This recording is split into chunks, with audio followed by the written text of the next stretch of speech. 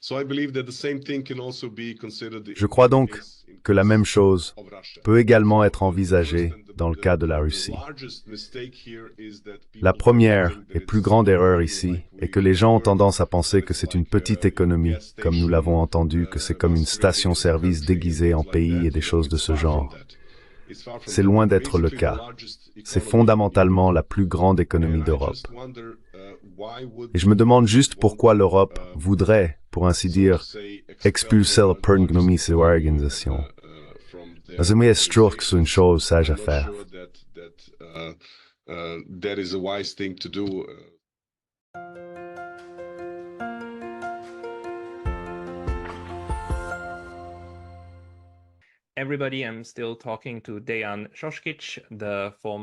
Tout le monde. Je suis toujours en train de parler avec Dejan Šoškić, l'ancien gouverneur de la Banque centrale de Serbie. Dans la deuxième partie, nous voulons parler un peu de la Russie et des idées fausses à son sujet. Mais commençons peut-être par les impacts des récentes décisions politiques. Les États-Unis et les Européens ont décidé de geler les actifs souverains de la Russie et ont même essayé de les utiliser pour soutenir l'Ukraine dans la guerre.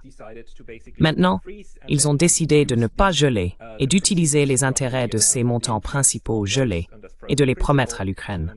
Cela me semble très insensé. Cela diminue certainement la confiance dans les systèmes juridiques américains et européens pour protéger les actifs, n'est-ce pas? Que pensez-vous de cette décision?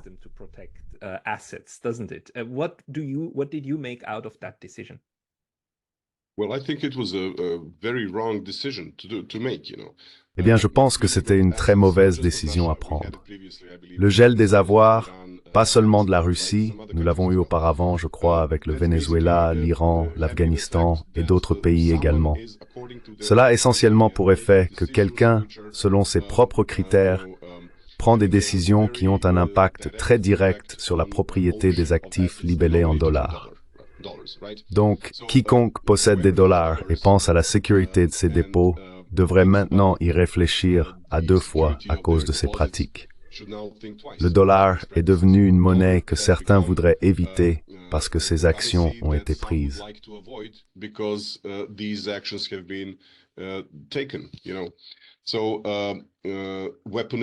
Donc, l'armement des dollars, comme ce terme est fréquemment utilisé, est à mon avis très mauvais pour le dollar et son rôle dans la finance mondiale.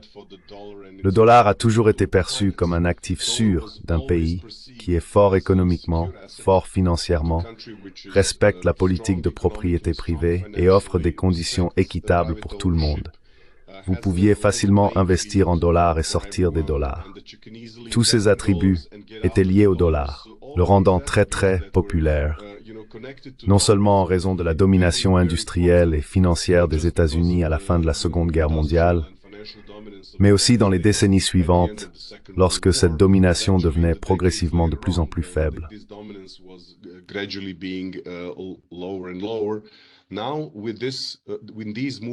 Maintenant, avec ces mesures, je pense que c'est un très mauvais message. Geler le compte de quelqu'un sans base légale, vraiment solide, et je n'ai pas vu ces bases légales solides pour cette action, est un très mauvais message pour la confiance dans le système. Ce système, comme nous le savons, repose essentiellement sur le fait que vous pouvez utiliser des dollars. Vous pouvez également utiliser SWIFT pour distribuer des informations sur les transactions en dollars. Et vous pouvez utiliser ces puces, le système de compensation au sein du système bancaire américain, pour compenser et régler les transactions en dollars. Si vous les utilisez comme une arme, si vous dites que quelqu'un ne peut pas utiliser cela en raison de certaines décisions prises par l'organe exécutif du gouvernement, c'est à mon avis très problématique. Non seulement du point de vue légal, c'est aussi très problématique pour la viabilité d'un tel système à long terme.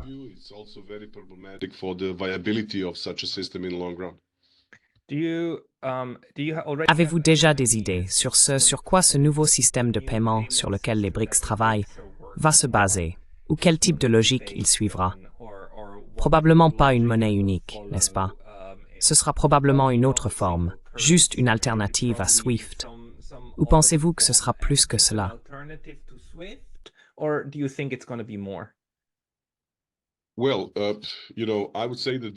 Eh bien, vous savez, je dirais que si vous voulez créer une alternative au dollar, vous devrez tout d'abord penser à la devise dans laquelle vous effectuerez vos paiements, donc la devise. Ensuite, le système d'échange d'informations, comme SWIFT, et puis le système de compensation dans lequel la compensation et le règlement vont avoir lieu. En plus de cela, vous pourriez également vouloir avoir ce qui est très important pour le dollar et qui rend le dollar, vous savez, très avantageux. Il a beaucoup d'avantages parce qu'il a un marché financier profond.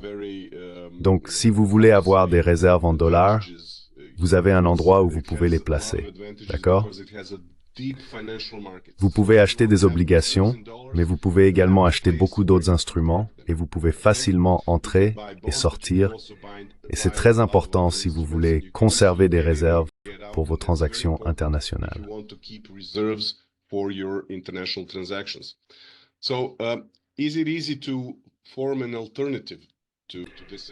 Alors, est-il facile de créer une alternative à ce système?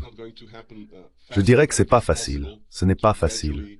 Cela ne va pas se faire rapidement, mais il est possible de développer progressivement certains autres éléments. Par exemple, de nos jours, nous avons, disons, plusieurs de ces systèmes alternatifs qui peuvent être considérés comme une option viable. Tous ces pays, les grandes économies de la Chine, de l'Inde et de la Russie, ont leurs alternatives au système SWIFT. C'est, disons, quelque chose dont les gens ne sont peut-être pas pleinement conscients, mais les alternatives existent déjà. Encore une fois, en mentionnant la BRI, d'après ce que je suis ces questions, a également été active dans la production de quelque chose qui s'appelle Enbridge entre Hong Kong, la Thaïlande et les Émirats arabes unis. Vous savez, basé sur la technologie blockchain et utilisant des monnaies numériques de banque centrale. Based on blockchain technology and using the central bank digital currencies. So the alternatives are there. Donc, les alternatives existent. La Chine dispose du système de paiement interbancaire transfrontalier de Chine. La Russie a le système de transfert de messages financiers. L'Inde a une interface de paiement unifiée. Un système a également été mis en place par la France, l'Allemagne et la Grande-Bretagne pour une courte période en 2019, essentiellement à cause de l'accord avec l'Iran pour effectuer certains paiements vers l'Iran. Mais ensuite, les États-Unis s'en sont retirés, donc ils ont dû créer un système pour effectuer ces paiements. Cet INSTEX n'a fonctionné que pendant une courte période avant d'être abandonné. Mais en tout cas, ces alternatives à SWIFT existent déjà. Quels sont les faits concernant l'utilisation du dollar? Eh bien, elle diminue en termes de, disons, pourcentage dans lequel les banques centrales conservent leurs réserves de change en dollars.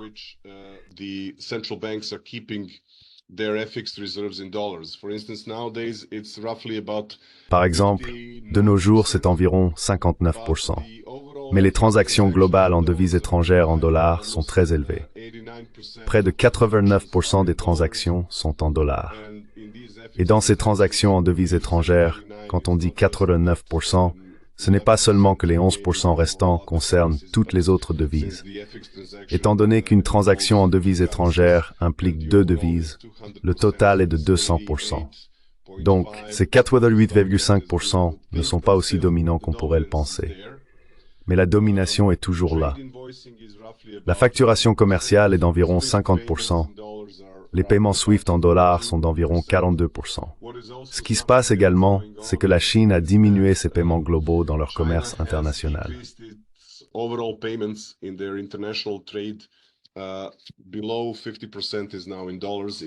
dessous de 50% est maintenant en dollars. C'était presque 90% il y a plusieurs années. Tout le commerce entre la Chine et la Russie se fait maintenant principalement en monnaie locale. Donc les choses changent, disons, rapidement.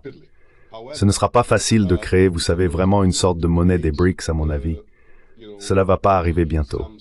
Ce que je crois qui va se passer, c'est que vous verrez de plus en plus de ces monnaies locales être échangées et utilisées comme moyen de paiement, et aussi fournir des instruments supplémentaires dans d'autres devises, que le dollar, où les gens peuvent investir, mais pas seulement investir, aussi se couvrir contre les fluctuations des devises.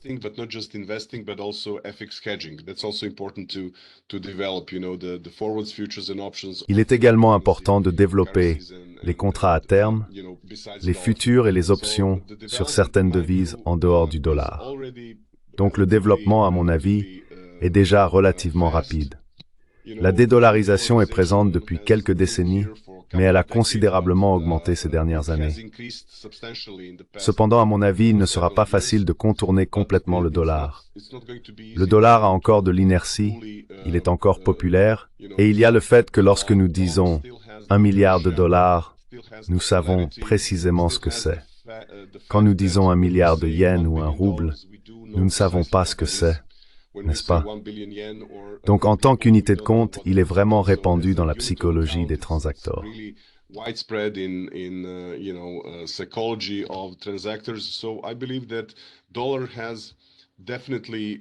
Je crois donc que le dollar a encore un rôle très important à jouer devant nous. Mais une diminution progressive de son importance est, à mon avis, inévitable. Et ce qui serait très important, c'est que les décideurs ne sapent pas le système s'ils veulent le préserver. Donc, quiconque veut préserver la domination du dollar doit vraiment prendre en compte les mesures à prendre en pratique. Car ce qui a été fait en termes de gel des réserves de change et des choses comme ça, je dirais que c'est très coûteux pour les intérêts à long terme de la position du dollar dans la finance internationale.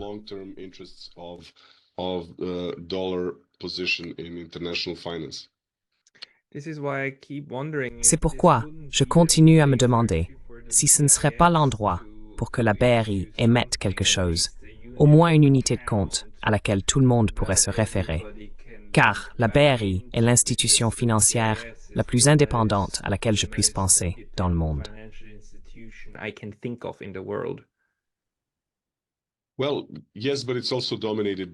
Eh bien oui, mais c'est aussi dominé par la même structure de... Vous savez, les briques ne sont pas dans la BRI.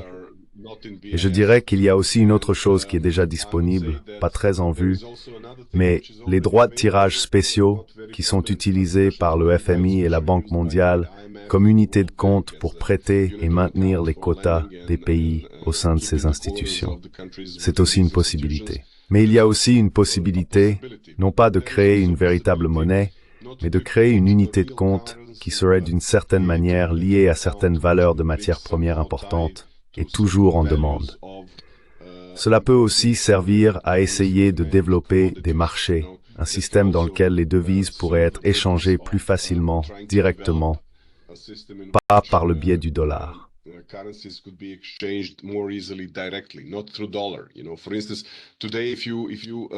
Par exemple, aujourd'hui, si vous voulez analyser ce qui se passe, si quelqu'un de Malaisie veut acheter quelque chose de Chine, il achète le dollar, effectue les paiements en dollars, puis ces dollars sont vendus pour des yuan en Chine. Donc, cela fait 2 transactions. Pourquoi serait-ce le cas? Pourquoi aurions-nous besoin de 2 transactions? Pourquoi cela devrait-il être compensé quelque part à New York si ces pays sont à des milliers de kilomètres, ayant leur propre monnaie, qui ne sont pas mauvaises? Elles sont très stables. Donc je dirais qu'il est très important d'essayer de trouver des alternatives.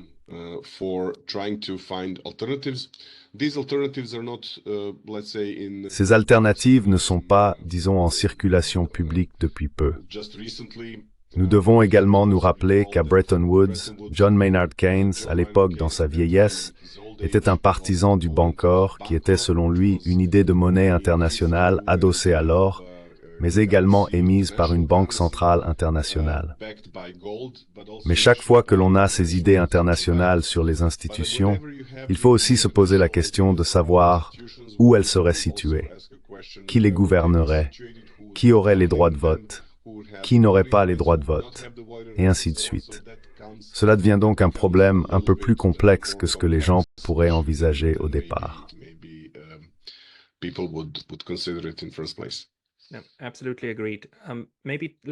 Absolument d'accord.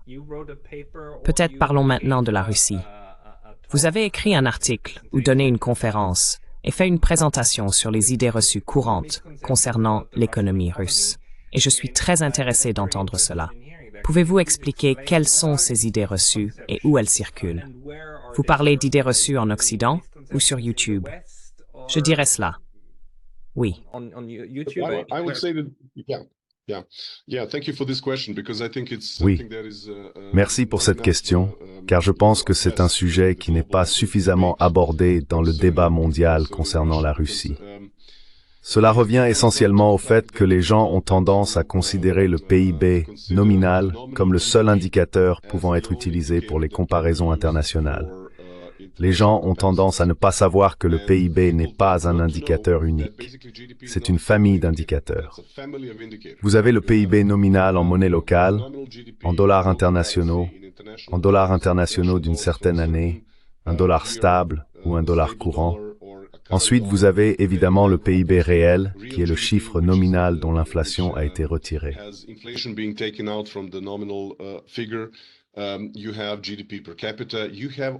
Vous avez le PIB par habitant. Vous avez également le PIB qui est corrigé pour la parité de pouvoir d'achat. À mon avis, c'est le seul qui peut être utilisé pour des comparaisons internationales, car il est corrigé pour les différences de niveau de prix internes des biens et services dans divers pays.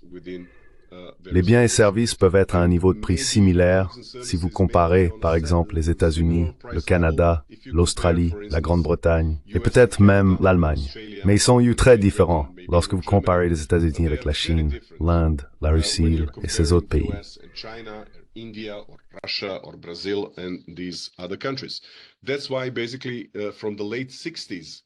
C'est pourquoi essentiellement depuis la fin des années 60, ce projet de parité de pouvoir d'achat a progressivement évolué, promu par la Banque mondiale, la Fondation Ford et certaines universités des États-Unis. Il a maintenant grandi pour prendre en compte, je crois, plus de 170 pays à travers le monde qui produisent un indicateur correctif pour corriger les taux de change nominaux. Ainsi, la parité de pouvoir d'achat est en réalité un taux de change corrigé pour la différence des niveaux de prix. Par conséquent, le PIB devient une mesure plus réaliste si vous prenez ce PIB corrigé pour la parité de pouvoir d'achat, et il est publiquement disponible sur les sites web de la Banque mondiale, du FMI, de la CIA, et ainsi de suite. IMF, CIA, you name it. Everyone is also using GDP corrected for the purchasing power. Tout le monde utilise également le PIB corrigé pour la parité de pouvoir d'achat. Et si vous prenez cet indicateur et analysez le monde tel qu'il est aujourd'hui, ce que j'ai fait lors d'une de mes conférences données à des personnes venant des États-Unis, d'Allemagne, etc., ils ont été complètement surpris que cet indicateur montre essentiellement une image très différente de l'importance relative des économies nationales aujourd'hui dans le monde. Il montre que la Chine est au moins 20% plus grande que les États-Unis. La troisième plus grande économie est en fait l'Inde. La Russie est la quatrième plus grande économie, dépassant l'Allemagne et le Japon l'année dernière. Ensuite, vous avez évidemment le Japon, l'Allemagne, etc. Et la situation globale ressemble à ceci. Situation looks like this, I can even find a specific Je peux même trouver des données spécifiques pour vous en parler. C'est essentiellement le chiffre provenant des données de la Banque mondiale il y a peut-être 10 jours. Il dit ce qui suit. Les pays du G7 produisent au total 52,84 000 milliards de dollars américains et les BRICS 61,03, donc peut-être 15 à 20% de plus. Même si vous retirez l'Afrique du Sud, les 4 pays, Chine, Inde, Russie et Brésil, produisent plus que le G7. Et c'est, disons, une chose à considérer. Pourquoi est-ce que je dis cela? Parce que nous avons toujours eu des informations provenant de diverses sources affirmant que l'économie russe est de 1,5 trillion, 1,7 trillion de dollars américains, mais en réalité, le dernier chiffre, et laissez-moi juste vous donner le chiffre correct, il est de 6,3 trillions. 1.7 thousand billion US dollars, but it's actually now the latest figure is let me just tell you the correct figure. It is 6.2 6.3, sorry. So, largest economy, as I, Donc la plus grande économie, comme je l'ai dit, en Europe, désolé, 6,45 trillions de dollars américains, est l'économie russe. Et tout d'abord, ce n'est pas une petite économie. Lorsque vous imposez des sanctions, vous devez également prendre en compte ces éléments, comme la taille de l'économie. Ensuite, quelles sont les vulnérabilités de cette économie? Y a-t-il quelque chose qu'ils doivent importer et qu'ils ne peuvent pas produire? Dans le cas de la Russie, vous voyez que la structure de l'économie est telle qu'ils produisent plus ou moins toutes les choses nécessaires. Vous savez, énergie, gaz, nourriture, certaines matières premières, métaux, minéraux, etc. Ils ont donc beaucoup de ces choses qui sont très importantes pour la production industrielle de l'UE, mais aussi pour toute production industrielle.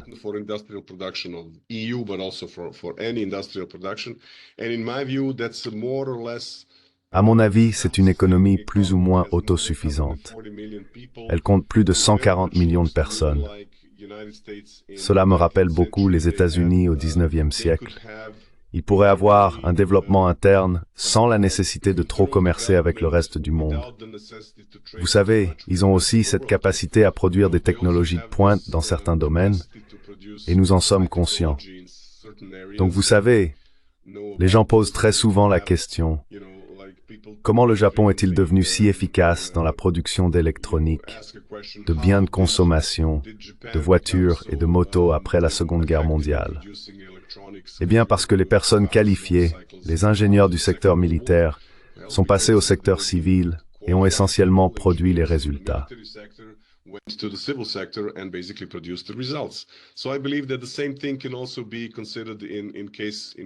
Je crois donc que la même chose peut également être envisagée dans le cas de la Russie. La première et plus grande erreur ici est que les gens ont tendance à penser que c'est une petite économie, comme nous avons entendu dire, que c'est une station-service déguisée en pays et des choses de ce genre. C'est loin d'être le cas. C'est fondamentalement la plus grande économie d'Europe. Je me demande juste pourquoi l'Europe voudrait, pour ainsi dire, expulser la plus grande économie de leurs organisations. Je ne suis pas sûr que ce soit une chose sage à faire, surtout en considérant que, sur le plan territorial, c'est aussi le plus grand pays, le pays le plus peuplé d'Europe, la plus grande économie d'Europe, et comme nous le savons, dispose également d'une capacité militaire très importante. Je suis donc très triste, vivant en Europe, de voir que les institutions européennes, en lesquelles je crois beaucoup, excluent l'un des pays potentiellement très importants de leur substance.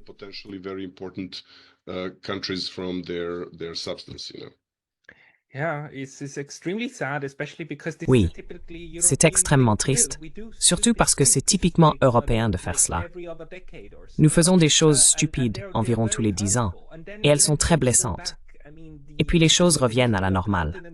Je veux dire, l'histoire du continent européen est une histoire de rupture, de guerre, puis de réconciliation, et ensuite de nouvelles ruptures.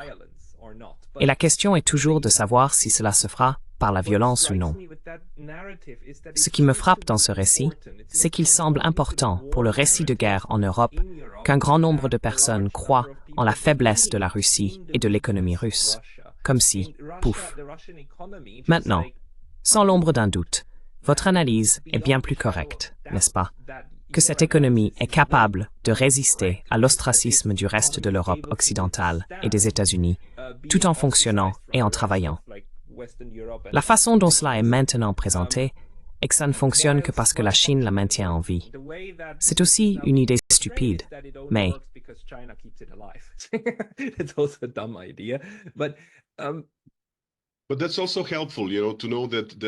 Mais c'est aussi utile, vous savez, de savoir que l'économie peut commercer avec la plus grande économie du monde, mais aussi avec l'Inde et, disons, le Sud global, car ils n'ont pas imposé de sanctions à la Russie. Donc je crois que tout le concept de... Je veux dire, je vous dis cela parce que mon pays était sous sanctions, disons il y a 20 ou 30 ans, et pour un pays comme le mien, les sanctions pourraient être, disons, efficaces parce que nous devons importer de l'énergie. Nous n'avons pas assez de ressources propres. Nous sommes une petite économie vulnérable. Nous avons une fragilité fiscale, pour ainsi dire. Je ne vous l'ai pas dit, mais d'après le rapport fiscal publié par le FMI, lorsque vous regardez le tableau global de l'endettement des pays, vous constaterez que non seulement le Japon est à plus de 250% du PIB en termes de dette publique, les États-Unis à 130%, la plupart de l'Europe autour de 100% et la Russie à 17%. Percent of GDP in terms of public debt. United States 130%, most of Europe around 100%, Russia 17%. 17% of GDP is their public debt. 17% du PIB représente leur dette publique. Ce n'est donc pas un pays endetté où l'on peut s'attendre à voir facilement des problèmes fiscaux. Deuxièmement, en termes d'excédent commercial, nous pensons toujours, disons, à la Chine, au Japon et à l'Allemagne comme des pays orientés vers l'exportation parce que nous connaissons leurs marques. Mais la Russie a un excédent commercial de 9,7% par rapport au PIB, ce qui est supérieur à ces trois pays. Ils exportent donc des choses sans nécessairement avoir des marques facilement reconnaissables. Parfois, nous achetons des produits sans savoir qu'ils proviennent de Russie, comme des engrais, du pétrole ou du gaz. Ce ne sont pas des produits nécessairement liés à des marques bien connues comme BMW, Sony ou Hitachi. C'est donc une structure économique différente. Comment la Russie a-t-elle fait cela?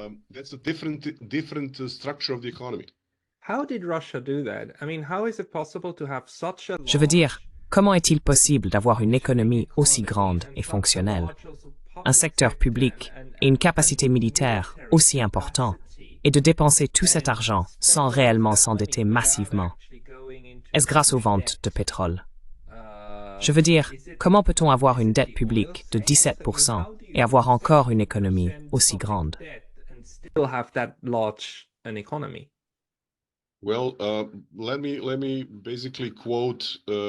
Eh bien, permettez-moi de citer ce que j'ai partagé avec certains de mes auditeurs concernant la structure de cette économie. Le Forum économique mondial a donné un aperçu de l'économie russe en 2019 et a conclu qu'il s'agit d'une superpuissance des matières premières. Pétrole et dérivés pétroliers, plus de 200 milliards de dollars, gaz, également plus de 30 milliards de dollars, charbon, 17 milliards de dollars, blé, leader mondial. Produits en fer, nickel, engrais, cobalt, vanadium, palladium, or, diamant, aluminium, bois, magnésium, zinc, tungstène, cuivre. 45% d'production mondiale, et ainsi de suite. Titanium, 45% of global production, and so forth. So, this is an economy which is. Donc c'est une économie qui est évidemment basée sur les matières premières, avec des capacités industrielles. Si vous me demandez des capacités industrielles militaires, je ne suis pas du tout un expert, mais je me souviens de certaines leçons de l'histoire. Je me souviens qu'ils étaient capables, pendant la Seconde Guerre mondiale, de déplacer leur production au-delà de l'Oural et de produire de grandes quantités de véhicules blindés, de canons, d'avions, vous le nommez. Donc si, une fois dans votre histoire, vous établissez une telle capacité de production, je ne suis pas sûr qu'il soit facile de l'oublier, et je ne suis pas sûr qu'ils seront simplement abandonnés et dissous, vous savez.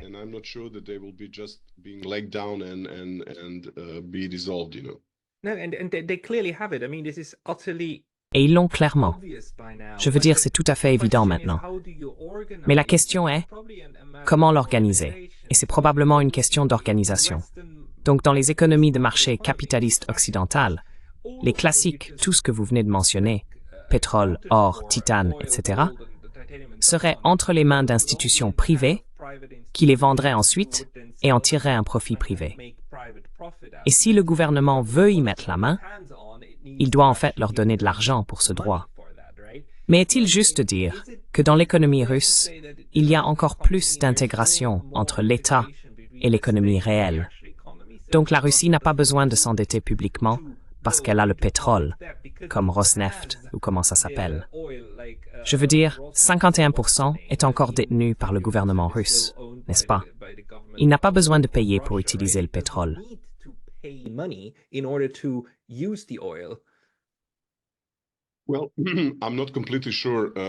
Eh bien, je ne suis pas complètement sûr que le gouvernement soit un propriétaire dominant dans de nombreuses industries. Je crois que les industries privées sont très présentes en Russie aujourd'hui. Mais ce dont je suis assez certain, c'est que leur production industrielle militaire est détenue par le gouvernement.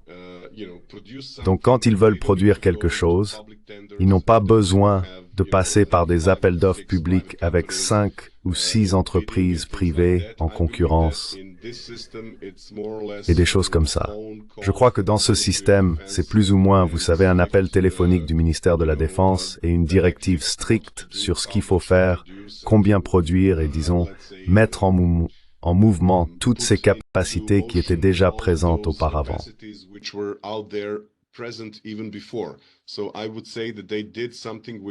Je dirais donc qu'ils ont fait quelque chose qui pour des entreprises privées serait complètement irrationnel, à savoir garder des capacités de production disponibles mais non utilisées. C'est quelque chose qu'une entreprise privée normale ne tolérerait en aucune façon. Je dirais que c'est la raison pour laquelle ils peuvent augmenter la production très rapidement en peu de temps. De temps, ce qui ne peut pas facilement se produire dans un système où vous organisez votre complexe militaire, comme aux États-Unis et dans la plupart des pays aujourd'hui. Ailleurs, vos sous-traitants privés ne seraient pas disposés à supporter ce fardeau supplémentaire de maintenir une capacité de production qui n'est pas utilisée en temps de paix.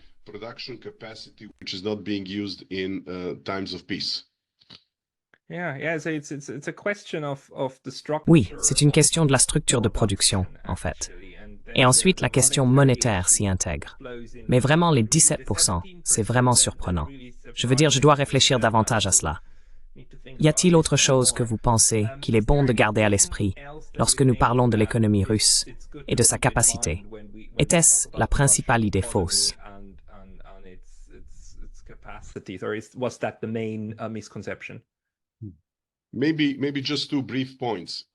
Peut-être juste 2 points brefs. Si la Russie s'était développée de manière à essayer de construire des institutions et peut-être à devenir progressivement une société plus démocratique, je crois qu'à long terme, ils pourraient parvenir à ce que leurs magnats et les personnes très riches cessent de sortir l'argent de Russie, car le cadre institutionnel serait suffisamment mature pour qu'ils gardent l'argent en Russie.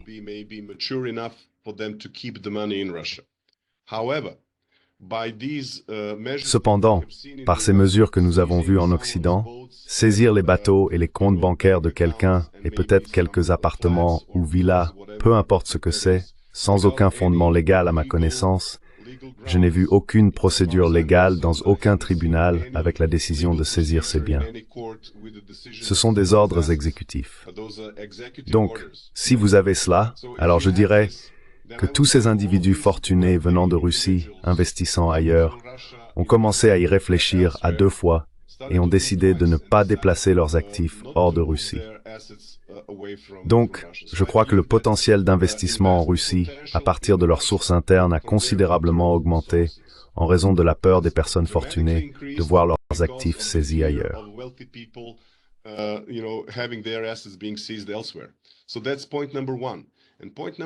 Donc c'est le premier point. Et le deuxième point est que si l'Occident impose des sanctions à la Russie, c'est une épée à double tranchant, n'est-ce pas? Qui blessons-nous vraiment le plus? Blessons-nous davantage les producteurs de mode italien ou le fabricant de voitures BMW ou quiconque réussissait bien sur le marché russe? Ou si nous imposons ces sanctions, alors nous avons essentiellement des parties libres ou disons relativement libres d'un marché relativement grand de 140 millions de consommateurs pour que les entrepreneurs chinois et locaux puissent combler, vous savez.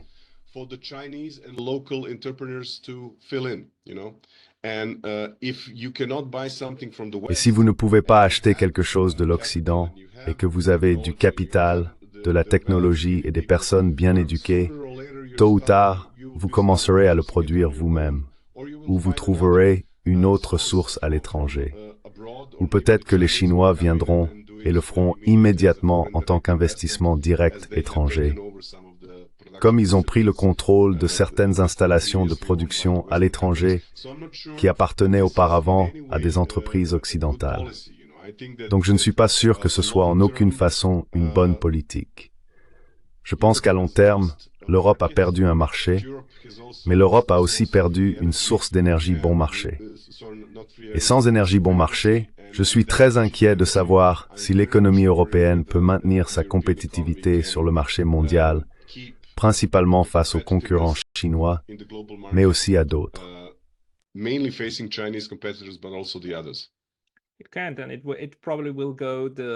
Il ne peut pas, et il prendra probablement la voie protectionniste pour protéger ce qu'ils peuvent, ce qui ne fera qu'aggraver la situation. Oui. Malheureusement, nous, Européens, avons l'habitude de nous tirer une balle dans le pied. Et pas seulement un, généralement les deux, en même temps.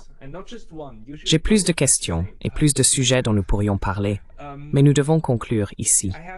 J'espère vous reparler bientôt. Dejan Šoškić, si les gens veulent trouver vos écrits, où peuvent-ils le faire?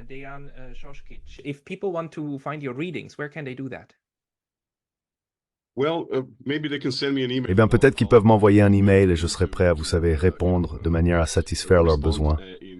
Mon email est simplement mon nom, dejan.šoškić@gmail.com. Contactez directement l'ancien gouverneur de la Banque centrale de Serbie, Dejan Šoškić. Merci beaucoup pour votre temps aujourd'hui. Merci beaucoup.